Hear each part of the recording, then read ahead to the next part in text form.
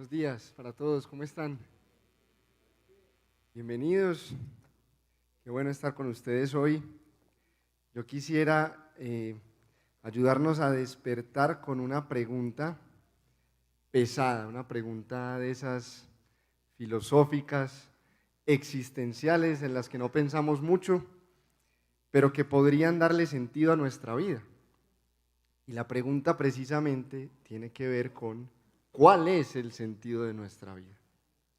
¿Por qué estamos aquí hoy? ¿Por qué existe todo lo que existe? ¿Por qué vale la pena salir de la cama un día cualquiera? ¿Por qué vale la pena levantarse y enfrentar la vida y seguir adelante? Nosotros quisiéramos tratar de responder esta pregunta desde el principio mismo de la Biblia. Entonces acompáñenme ahí a la primera página de su Biblia, Génesis capítulo 1, donde todo empieza para tratar de responder cuál es el propósito de la creación, cuál es la misión que tiene Dios para este mundo que Él ha hecho. Y yo les animo a que puedan leer el capítulo completo, aunque en esta mañana nos vamos a enfocar en los versículos 26 al 31, justo a partir del momento en el que Dios decide crear al ser humano. Dice así la Nueva Versión Internacional, Génesis 26 al 31. Y dijo Dios: hagamos al ser humano a nuestra imagen y semejanza, que tenga dominio sobre los peces del mar y sobre las aves del cielo, sobre los animales domésticos, sobre los animales salvajes y sobre todos los reptiles que se arrastran por el suelo. Y Dios creó al ser humano a su imagen. Lo creó a imagen de Dios. Hombre y mujer los creó y los bendijo con estas palabras: sean fructíferos y multiplíquense, llenen la tierra y sométanla, dominen a los peces del mar y a las aves del cielo, a todos los reptiles que se arrastran por el suelo. También les dijo: yo les doy de la tierra todas las plantas que producen semilla y todos los árboles que dan fruto con semilla. Todo esto les servirá de alimento. Y doy la hierba verde como alimento a todas las fieras de la tierra, a todas las aves del cielo y a todos los seres vivientes que se arrastran por la tierra.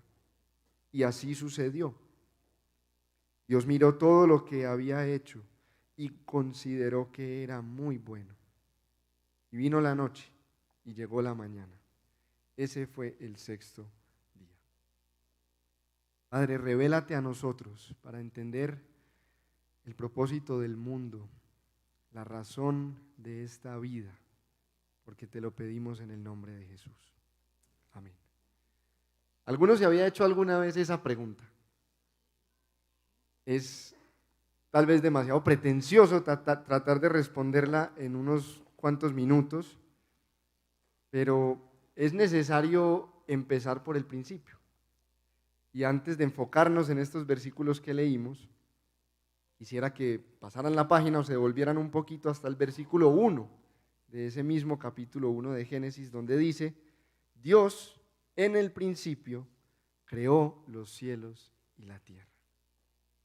Y lo primero que tenemos que notar aquí es que el relato bíblico nos presenta como primera realidad a Dios mismo.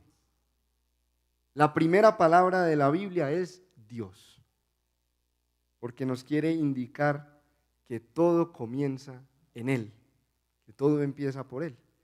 Y su existencia en este caso no se demuestra ni se explica, sencillamente se asume. Aquí no hay un relato como en otras culturas, un relato mitológico de las fuerzas del cosmos chocando en conflicto y dando como resultado alguna clase de Dios. Aquí tampoco hay una presentación de Dios como el que continúa un linaje antiguo de grandes reyes o de dioses legendarios. Aquí sencillamente se presenta a Dios como alguien que es, como alguien que existe. Los autores bíblicos asumían la existencia de Dios. No tiene ningún origen. Y si existe tal cosa como un principio, es justamente porque Dios lo causó. Ese mismo texto de Génesis 1:1 nos dice que en el principio Dios hizo algo, o mejor dicho, que lo hizo todo. Creó los cielos y la tierra. Los cielos y la tierra son una expresión comprensiva, o sea, una figura literaria que busca enmarcarlo todo, una manera literaria de decir todas las cosas. Entonces a Dios no solamente se le está reconociendo como alguien que existe en sí mismo y por sí mismo, sino que se le atribuye la existencia de todo lo demás. De la nada, sin ningún intermediario, sin usar ninguna materia prima, Dios trajo a la existencia todo el universo completo. Y nosotros no podemos crear, al menos no de la misma manera. Nosotros podemos transformar, moldear, formar, trabajar, o podemos organizar lo que ya es, pero no podemos traer de la nada las cosas a la existencia. Solamente Dios tiene poder para hacer algo así. Y esto significa que hay una distancia infinita, una brecha inmensa entre Dios el Creador y todas las cosas hechas. Bíblicamente hablando, solo hay dos categorías para ubicarlo todo: el Creador y todo lo creado. Sin importar cuán alto y sublime y hermoso sea, si es visible o si es invisible, todo lo que existe ocupa la categoría de creado y solamente Dios ocupa la categoría de creador, por definición. Y esta distinción entre Dios, el creador, y su creación es fundamental y se podría resumir con una afirmación como esta: Dios es el autor de la creación, pero Dios no es su creación. Están relacionados íntimamente, pero una cosa es una cosa y otra cosa es otra cosa. Y este texto nos revela además que Dios es personal y que Dios es relacional. Él se muestra como un ser que se comunica. Su comunicación no solamente informa, sino que su comunicación crea y transforma universos. De hecho, el medio que se presenta aquí, a través del cual Dios creó todas las cosas, es su palabra. Sus palabras, lo que Dios dijo, es lo que le dio forma a todo. A diferencia de todos los demás dioses, con minúscula, este Dios de la Biblia que se nos presenta habla y lo hace para cambiar la realidad. La frase "y dijo Dios" se repite mucho a lo largo de ese capítulo 1 de Génesis y siempre se acompaña de su resultado. Y así sucedió. Lo que Dios dice equivale a lo que viene a ser. Para Dios, hablar y hacer son la misma cosa. A ese nivel nos presenta la Escritura el poder creativo de Dios. Pero su carácter relacional se evidencia más claramente en el verso 26. Hagamos al ser humano a nuestra imagen y semejanza. Hagamos. Y se dan cuenta de ese plural. Hagamos al ser humano a nuestra imagen y a nuestra semejanza. ¿A quién le está hablando Dios o con quién se está comunicando? Algunos piensan que aquí hay una referencia temprana a la Trinidad, que es una doctrina que se desarrollará en la progresión de la Escritura. Y otros creen que se refiere como a una corte de seres celestiales que acompañan a Dios en una dimensión espiritual. Pero cualquiera que sea el caso, hay dos cosas claras. La primera es que Dios es fundamentalmente comunitario, o sea que en su naturaleza Él es relacional. Y la segunda, aunque parezca paradójico, es que al mismo tiempo es esencialmente uno solo. Porque el versículo 27 nos dice que como resultado Dios creó al ser humano a su imagen, lo creó a imagen de Dios, en singular.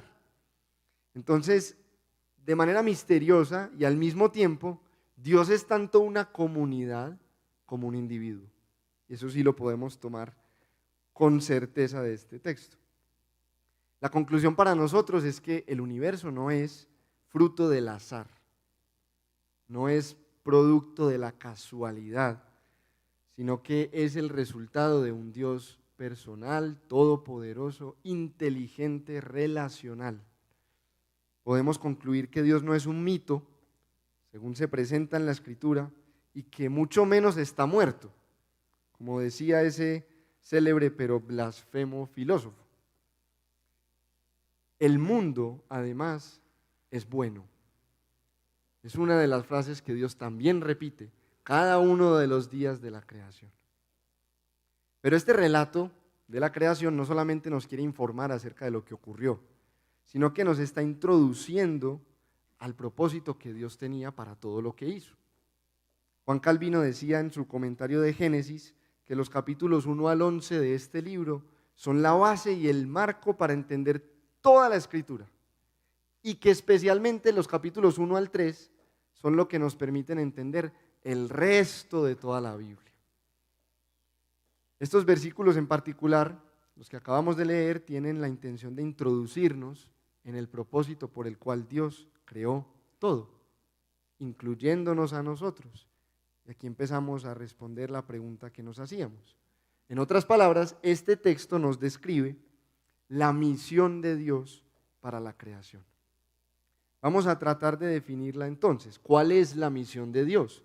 ¿Cuál es el propósito para el cual Dios creó todo, incluyéndonos a nosotros?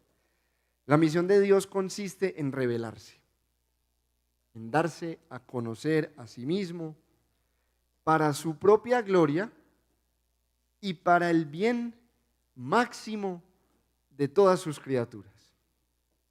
Lo voy a repetir. La misión de Dios consiste en revelarse, darse a conocer a sí mismo para su propia gloria y para el bien supremo de todas sus criaturas. La creación entonces, si la entendemos así, es el primer acto misional de Dios. ¿Qué quiere decir esto? Que lo primero que Dios hizo para llevar adelante su misión de revelarse fue crear. La creación es el resultado de la misión de Dios. Es la evidencia de que Él sí se quiere dar a conocer, porque Dios no creó a causa de ninguna necesidad que tuviera. Él estaba completo en sí mismo, Él no estaba obligado a crear. Él no recibió nada de la creación que no tuviera desde antes de crear. El apóstol Pablo lo dijo muy bien en su discurso a los atenienses. El Dios que hizo el mundo y todo lo que hay en él es Señor del cielo y de la tierra. No vive en templos construidos por hombres, ni se deja servir por manos humanas, como si necesitara de algo, porque no lo necesita. Por el contrario, Él es quien da a todos la vida, el aliento y todas las cosas. Hechos 17, 24 y 25. Dios creó porque quería exaltar su propio ser, porque quería hacer visibles algunas de sus virtudes a la creación por medio de la creación. Pablo dice que desde la creación del mundo, las cualidades invisibles de Dios se hacen claramente visibles a través de lo que creó. Romanos 1:20. David cantaba muy alegre que los cielos cuentan la gloria de Dios y que el firmamento anuncia la obra de sus manos. Salmo 19:1. Y Asaf, que era otro salmista, escribió lo siguiente, refiriéndose a la creación del mundo. Dice que Dios construyó su santuario, alto como los cielos, como la tierra, que Él afirmó para siempre. Salmo 78, 69. O sea que, entendiéndolo bíblicamente, el mundo es como un gran templo, es como el gran santuario que Dios habita para darse a conocer y para recibir adoración. También dijo Calvino, parafraseándolo, que el mundo es como un gran teatro en el que Dios revela, da a conocer, despliega todas sus virtudes. Entonces la creación no es Dios, hemos dicho, pero sí está relacionada directamente con Él, sí nos enseña muchas cosas de Él y debería llevarnos a Él para adorarle. Sin embargo, es necesaria la palabra de Dios para poder conocerlo e interactuar correctamente con Él. En este relato de Génesis 1, las palabras de Dios no solamente están creando, no solamente están trayendo las cosas a la existencia. Las palabras de Dios también están calificando las cosas que existen. Son la interpretación, son la norma del mundo creado. No solamente produjo todas las cosas, sino que las evaluó, por decirlo de alguna manera. Nuestra simple observación, nuestro propio análisis, no determina ni la esencia, ni la moralidad, ni la veracidad, ni la bondad de las cosas. Pero la palabra de Dios sí. Que Dios diga que algo es bueno, lo hace bueno. Y que Dios diga que algo es malo, lo hace malo. Entonces la palabra de Dios en este caso no solo trae las cosas a la existencia, sino que las define y nos permite interpretarlas correctamente. La creación nos enseña que hay un Dios. Y según Pablo nos enseña que hay un Dios infinito y eterno. Pero no nos revela cómo es ese Dios. No nos describe la naturaleza de su ser. Así que la Biblia también es el resultado de la misión de Dios. Como Dios se quiere dar a conocer y la creación no alcanza a desplegar todas sus virtudes, Él inspiró la Escritura para que nosotros supiéramos leer el mundo y a través de él pudiéramos ver lo que Él quería revelar acerca de su propio ser. La Biblia misma es resultado de la misión de Dios, demuestra que Él quiere ser conocido. Entonces, el hecho de que exista el mundo y exista la Biblia y existan textos como este de Génesis 1, nos indica que hay un Dios que está autopropulsado hacia su creación, que está volcado intencionalmente hacia su creación, que Él tenía la intención de revelarse y porque quería revelarse, creó. Él quería darse a conocer y porque quería darse a conocer, inspiró la Escritura con relatos como estos. La Biblia y el mundo confirman que Dios, por su propia iniciativa, está volcado hacia su creación. Y según se lee en todo ese relato de Génesis 1, lo hace con la intención de bendecirla, de hacerle bien, por medio de una correcta relación con Él y con todo lo creado. Y aquí es donde entra el hombre en la escena. Cuando Dios se propuso crearlo, leímos ahí en el versículo 26, pensó hacerlo a su imagen y semejanza. Dios decidió hacer al hombre como una criatura que pudiera gobernar el mundo en representación suya. Cuando Dios pensó al hombre, lo hizo de manera que pudiera gobernar el mundo en nombre de Dios. Él deseaba que el carácter de Dios fuera comunicado efectivamente a toda la creación por medio de los seres humanos. Por eso es que cuando el hombre aparece en el relato de la creación, como que rompe toda su estructura. Si ustedes hacen la tarea y leen Génesis 1, se van a dar cuenta que los días de la creación tienen un ritmo más o menos parecido todos, que todos terminan de la misma manera, que tienen una estructura similar, pero que cuando se llega el día en el que el hombre es creado, todo se altera. Hay una repetición de un montón de los conceptos, hay como un énfasis que parece desmedido en la importancia del hombre. Lo que Dios dice y lo que Dios hace en ese caso es diferente a lo que dijo y lo que hizo en todos los demás, en el momento en que creó todo lo demás. Y la razón es porque el hombre es absolutamente único y singular en toda la creación. No hay ningún otro ser creado como el hombre. No hay ninguno que tenga sus facultades y sus virtudes. El hombre no es un animal simplemente como todos los demás. El hombre no es un pedazo de carne y hueso animado. El hombre es la imagen del Dios invisible, capaz de conocerlo, capaz de darlo a conocer, gobernador de la creación. Y por eso, sin importar ninguna otra condición, todo ser humano es digno por sí mismo, por su propia esencia y por su propia naturaleza. Mucho se ha dicho acerca de lo que significa ser imagen de Dios. Pero si nos quedamos solamente en este texto, podríamos notar que este concepto se define principalmente a la luz de nuestro rol hacia la creación. Es decir, se define a partir del enfoque de nuestra posición elevada por encima de toda la creación. No tiene tanto que ver con lo que el hombre es, sino con lo que el hombre hace hacia la creación de parte de Dios. Es verdad que nosotros hacemos lo que hacemos porque somos lo que somos, pero en este caso el enfoque está en la acción del hombre. Entonces, ¿cuál es la acción del hombre?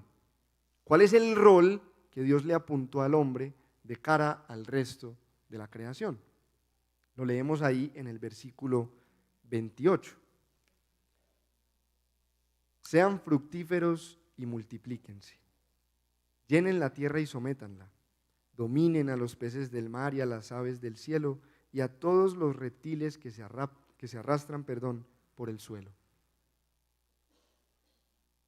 Son básicamente dos los llamados de Dios al hombre: llenar la tierra por un lado y dominarla o gobernarla por el otro.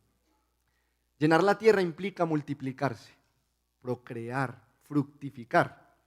La intención de Dios es que cada ser humano pueda ser un fiel representante de su carácter, de su ser, y por lo tanto desea que haya un ser humano hasta en el último rincón de la creación, para que hasta allá sea conocido el carácter de Dios. Él deseaba llenar la tierra de su gloria, propagando los portadores de su imagen por toda la creación.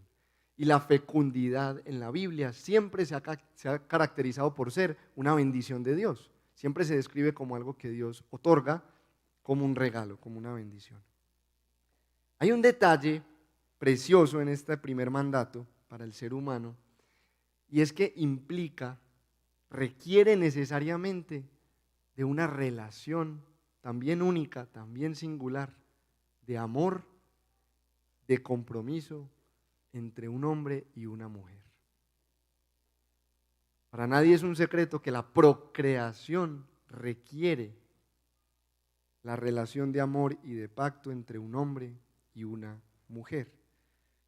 Y por eso es que el capítulo 2 de Génesis enfatiza los detalles de la creación del hombre a imagen de Dios como varón y hembra en el contexto de su unión matrimonial, porque eso era necesario para el cumplimiento de la misión. Esto tiene sentido si nos detenemos a pensarlo. Si hemos dicho que Dios es un ser relacional en su misma esencia, pues podríamos esperar que los hombres creados a su imagen también fueran seres relacionales y que vivieran en comunidad. Pero lo que es sorprendente tal vez aquí es que la comunidad no solo es el resultado de que el hombre sea relacional, sino que es el medio necesario para cumplir su misión. La comunidad no es solo un regalo extra, un aditivo adicional que si se puede conseguir muy bueno, sino que es esencial para la misión misma del hombre y para la misión de Dios. Es decir, que la misión de Dios se lleva a cabo por medio de la comunidad, no solamente en comunidad, sino a través de ella. Por otro lado, el segundo mandato es a someter la tierra. Y esto implica el sentido de imponerse sobre ella, como ejerciendo la fuerza.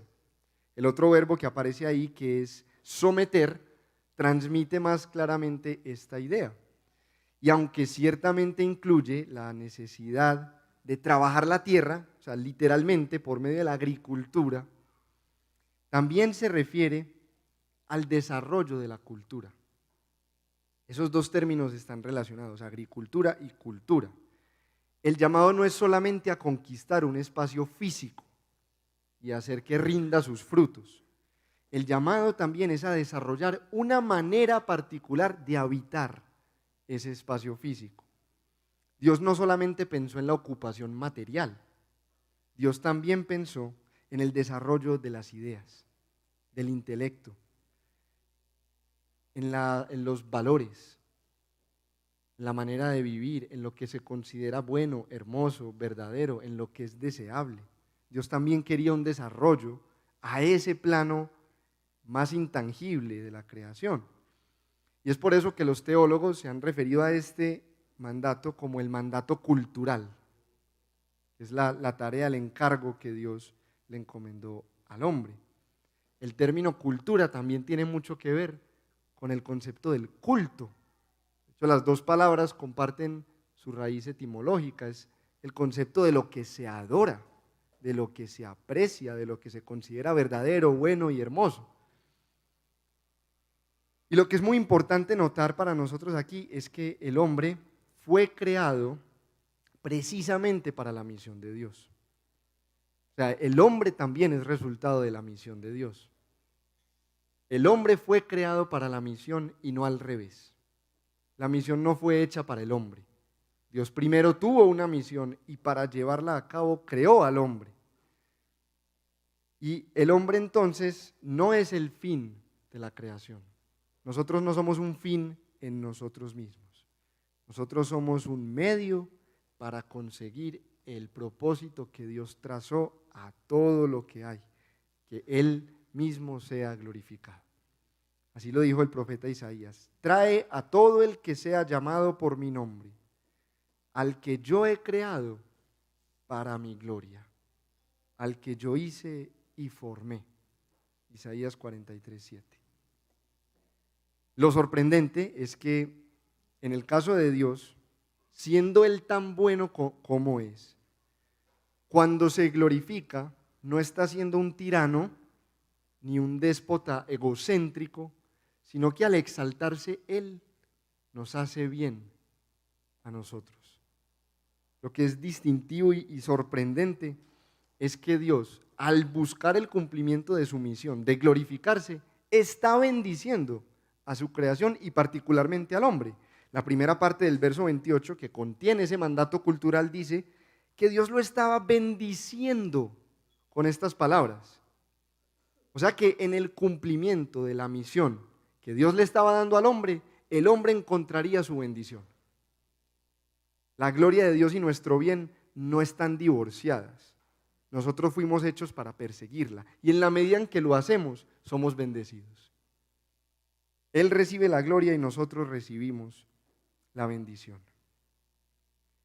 Entonces Dios no solo quería que el hombre disfrutara de la abundancia de la creación, de todas sus bondades, de toda su hermosura, sino que también prosperara y se desarrollara por medio de una relación sana con Él y con los demás seres humanos y con el resto de todo lo que había creado. Podemos llegar a una conclusión. ¿Por qué existe todo lo que existe? ¿Por qué existimos nosotros los seres humanos?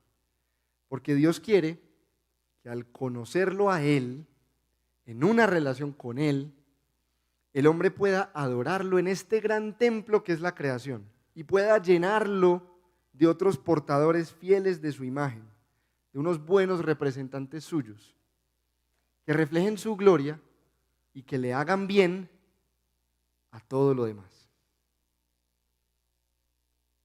Y esto tiene una implicación muy práctica para nosotros. Esto implica que todo, absolutamente todo en el mundo, tiene que ver con Dios. Todo tiene el propósito de darlo a conocer. Todo está funcionando para revelar a Dios. Dios está obstinado en darse a conocer.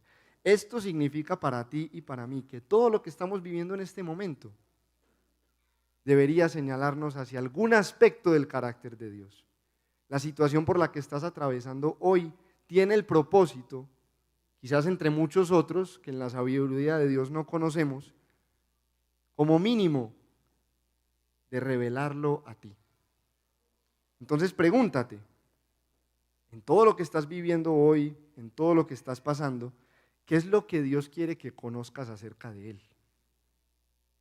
Tal vez has tenido una pérdida y Él se quiere presentar a ti como el consolador.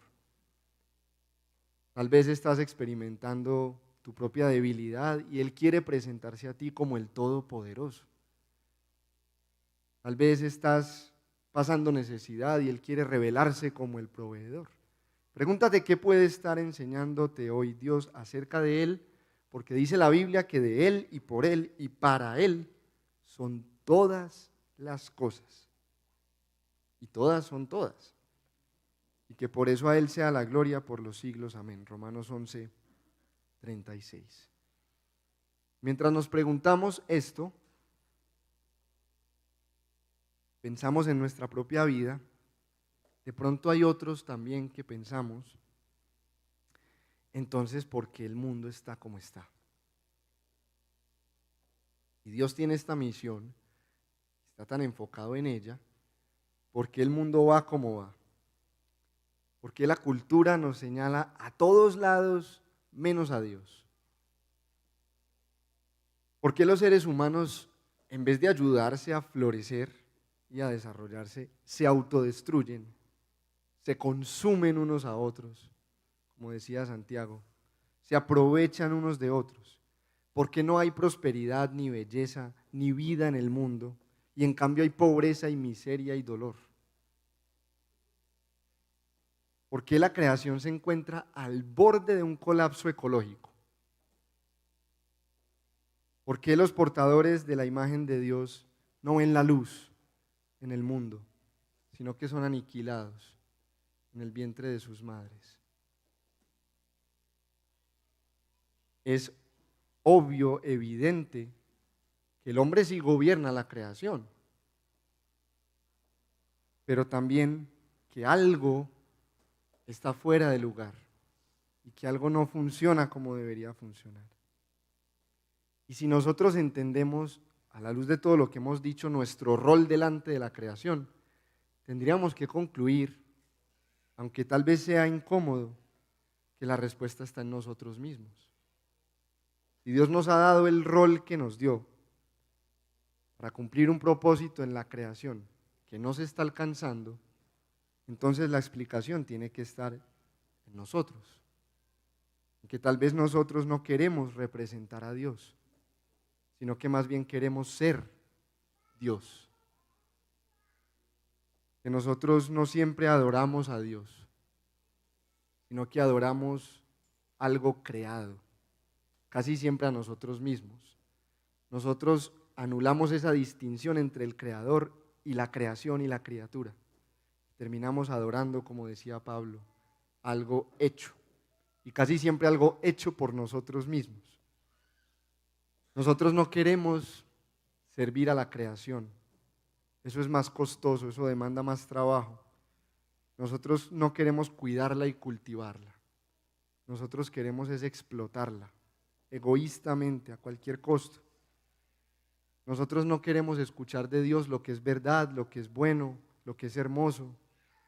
Nosotros preferimos definirlo en nuestros propios términos. Yo decido lo que es bueno y malo, yo decido lo que es verdad y lo que es falso. Nosotros no trabajamos la tierra siempre ni desarrollamos la cultura para la gloria de Dios y el bien de los demás. En el mejor de los casos lo hacemos para ganar un sueldo y para pagar las cuentas, y en el peor de los casos lo hacemos para nuestro propio provecho. Nosotros no vivimos nuestra vida centrados en Dios. Nosotros vivimos centrados en nosotros mismos y si acaso en los nuestros. Y la gran tragedia es que vivimos insatisfechos.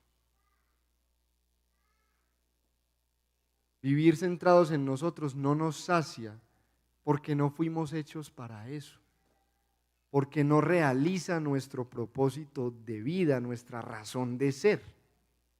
Y lo peor no solamente es que vivimos insatisfechos, sino que terminamos siendo culpables y condenados delante de Dios. La imagen de Dios fue corrompida, distorsionada, el día en que el hombre decidió rebelarse contra Dios. Ustedes pueden leer la tragedia en Génesis capítulo 3, versos 1 al 6. Y aunque todavía llevamos la imagen de Dios sobre nosotros, ya no contamos una historia verdadera acerca de quién es Él. Ahora tergiversamos su carácter. Ahora lo representamos mal.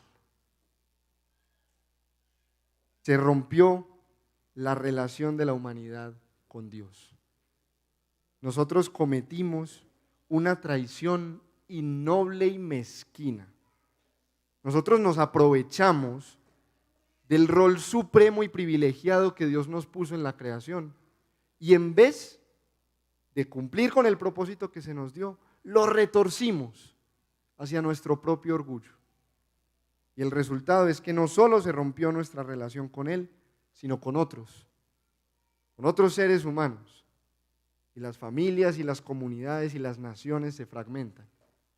Y también con la creación, con la tierra y con los animales. Ahora hasta el más pequeño de los insectos se opone a nuestro gobierno. Las criaturas no se sienten felices y dichosas porque tengan a su corona al ser humano. Pero entonces Dios hizo algo más para no abandonar su misión. El hombre fracasó.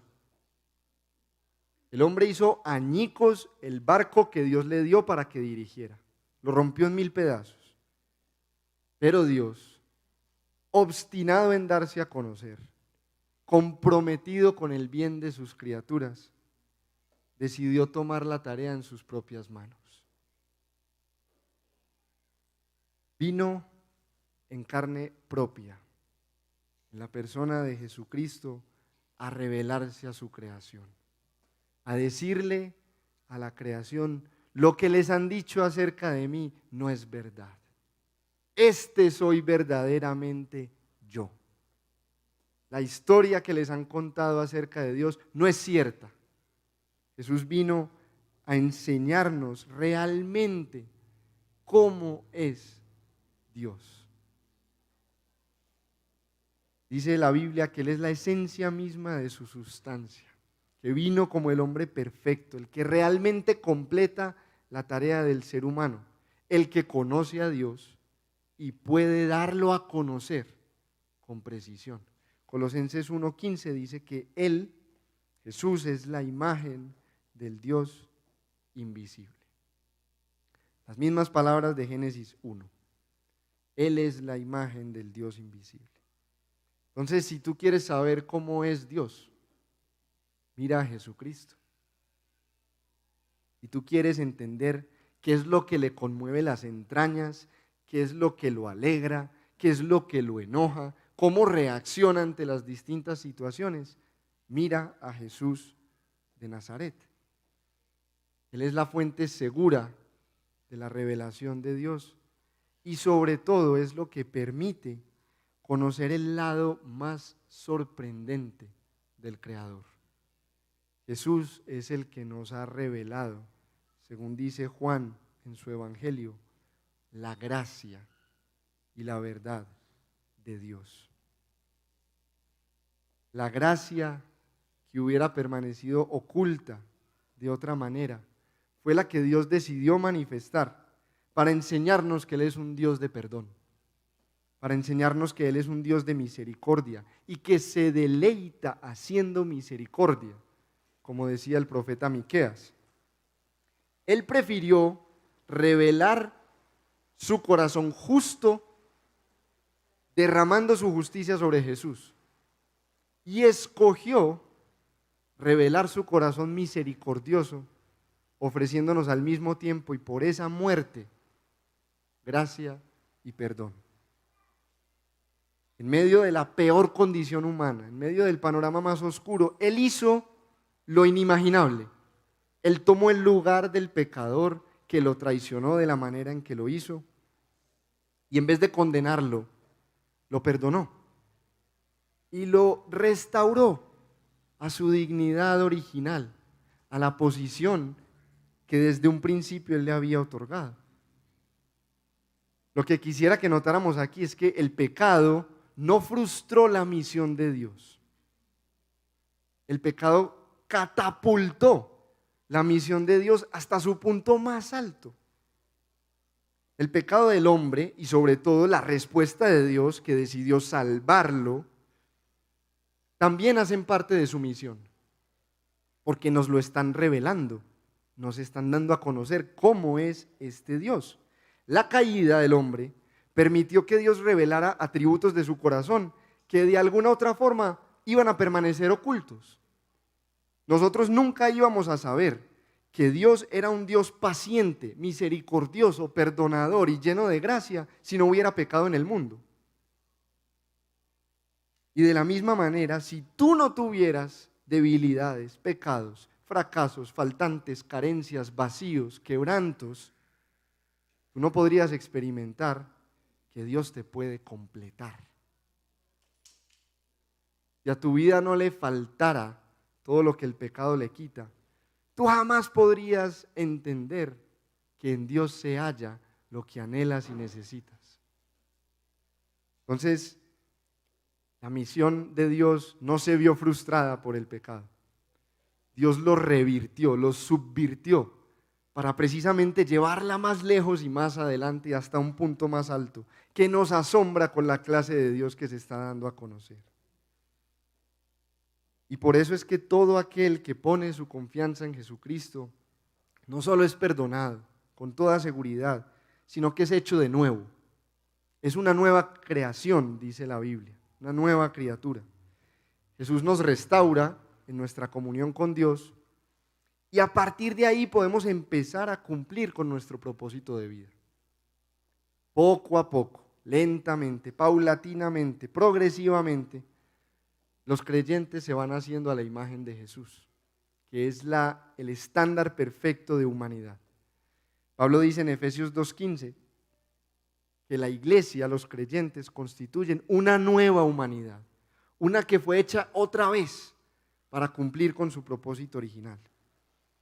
La implicación de esto es que de nada vale sencillamente superpoblar la tierra con imágenes distorsionadas de Dios. La simple procreación no va a cumplir la misión de Dios. Es necesario imprimir la imagen de Dios, restaurar la imagen de Dios en las personas por medio del Evangelio para que ésta pueda darse a conocer a toda la creación. Entonces ahora el llamado no es sencillamente a procrear y multiplicarnos, aunque eso es muy importante y tiene su lugar, sino a esparcir el Evangelio. Este anuncio de lo que Dios ha hecho que puede cambiar a las personas de adentro hacia afuera. Y entonces cuando el Evangelio se recibe, la persona se va pareciendo más a Jesús. Si Dios tiene un propósito maravilloso para tu vida, la Biblia te dice cuál es: hacerte como su Hijo Jesucristo.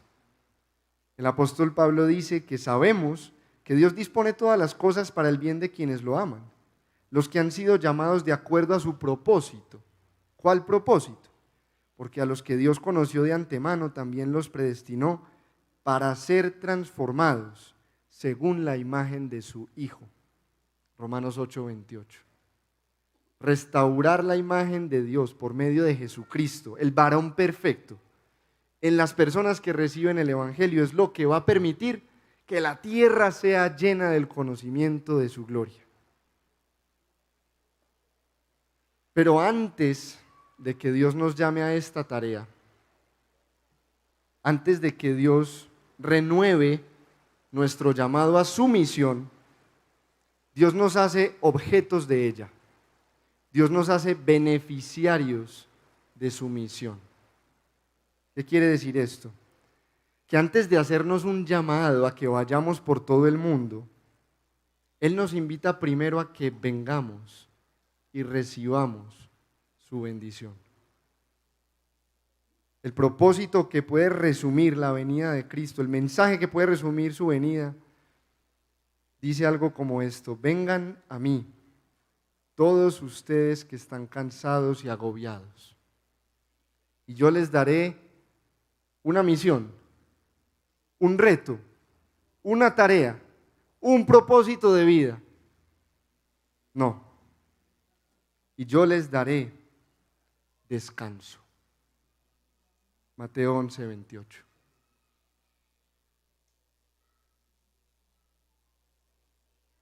Agobiados y cansados, y yo les daré descanso.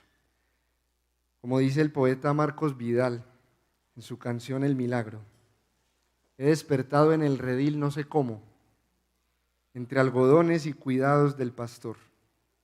Y antes de poder hablar de mi pasado o de mi futuro, me atraviesan sus palabras y su voz. ¿Qué dice? Que se alegra tanto de que haya vuelto a casa. Que no piense, que descanse, que no pasa nada. Y dormido en su regazo lo he sabido. Tengo vida, tengo dueño, y soy querido. Tú estás cansado de vivir en este mundo. Tú estás agobiado con sus frustraciones, sus dolores, sus sufrimientos, con todo lo que no funciona como debería funcionar. Tú estás insatisfecho contigo mismo, frustrado, decepcionado, trabajado, cargado. Tú has sido abusado por alguien que ha representado muy mal a Dios en la creación. Entonces ven a descansar. Ven a saber que tienes un dueño y que perteneces a Cristo. Ven a saber que eres querido. Ven a saber que eres amado. Ahí hay redención para toda aflicción. Ven a ser libre de tus temores. Ven a los pies de la cruz. Ven a conocer a Dios en su misericordia, en su gracia, en su amor. Tú y yo no necesitamos hoy un reto para recomponer los fracasos de esta semana. Nosotros todos llegamos a este lugar lo suficientemente derrotados. Nosotros todos llegamos a este lugar habiendo sufrido en el mundo, habiendo pecado y anhelando un respiro, anhelando un alivio. Y Dios sabe que venimos así, y yo también lo sé, y yo también vengo igual. Y por eso es que quisiera recordarles, o más bien preguntarles, ¿qué tal si Jesús hablaba en serio cuando dijo desde la cruz, todo se ha cumplido? Porque hablaba muy en serio cuando dijo, misión cumplida, consumado es, todo está hecho. Juan 19:30. Jesús vino y vivió como el humano perfecto y sufrió la oposición y la opresión y el dolor de un mundo caído, y precisamente abrazando ese sufrimiento lo venció y resucitó como garantía de que todo está siendo hecho de nuevo, de que todo volvió a empezar y de que todo será como tenía que ser. Y por eso es que Jesús y su venida son una muy buena noticia para nosotros.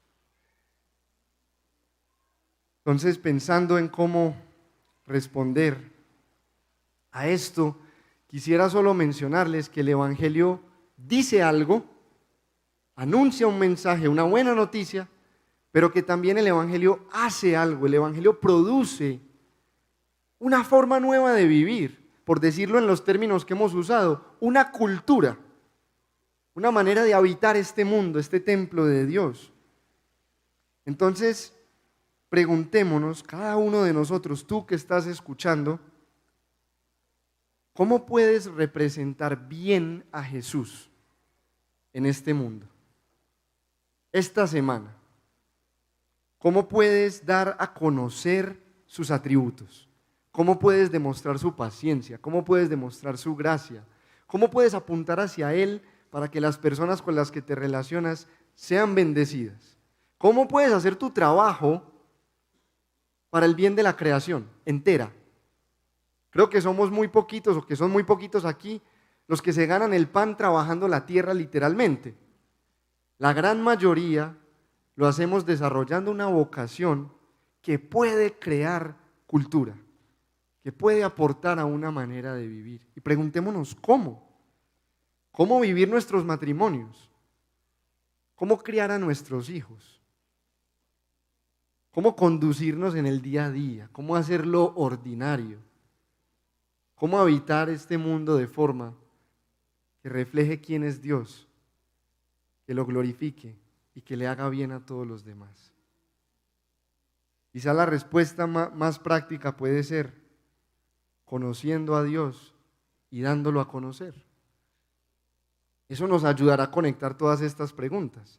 ¿Cómo puedo conocer a Dios y darlo a conocer a través de espacio? Cualquier cosa que hagamos o que tengamos en nuestras manos todos los días de la vida. Para terminar, quisiera que nos inspiraran las palabras de otro poeta. Este es amigo y conocido para algunos de nosotros. Si no llenamos la tierra con la vida de Jesús, entonces la oscuridad se disfrazará, se esparcirá y pretenderá ser luz. Hermanos, nadie más va a llenar la tierra con el conocimiento de la gloria de Dios. Nadie más va a hacer cultura y va a vivir la vida para la gloria de Dios y para el bien de toda la creación. El Señor nos ha confiado eso a nosotros, su iglesia. Estamos siendo restaurados en su imagen, que hemos recibido su descanso y sus recursos. Entonces, dediquémonos tanto como nos sea posible a vivir para conocer a Dios, para darlo a conocer. Vamos a orar. Toma un momento para responderle al Señor, para reflexionar, para meditar en lo que Él te ha dicho hoy, en las implicaciones que puede tener esto para tu vida, en lo que esto tiene que ver contigo. Piensa por qué Dios te está diciendo esto justamente hoy. Pudo haberlo dicho otro domingo, pudo haberlo dicho en otra iglesia, pero te lo está diciendo hoy a ti, a mí. Y preguntémonos por qué. Y tratemos de responderle, cada uno en privado.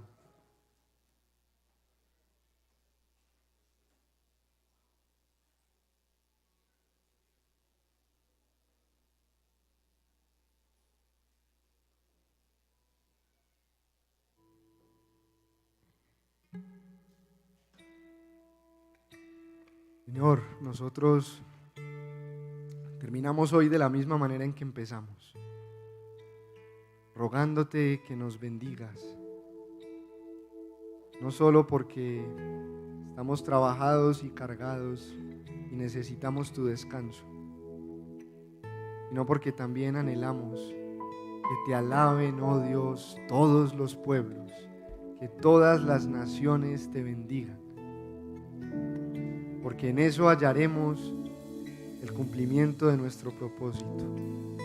Tú no solo serás reconocido como mereces serlo, tú no solo recibirás la gratitud y el honor y la alabanza que te corresponden, sino que nosotros experimentaremos plenitud y gozo, satisfacción y contentamiento.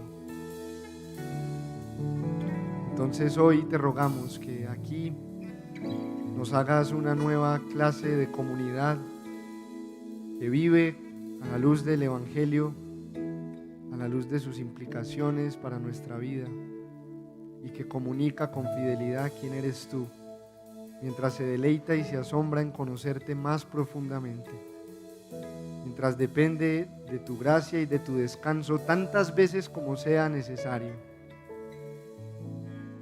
Porque nuestra mayor gloria es tu Hijo bendito, nuestro precioso Salvador, en quien te pedimos todas estas cosas y para quien te pedimos todas estas cosas.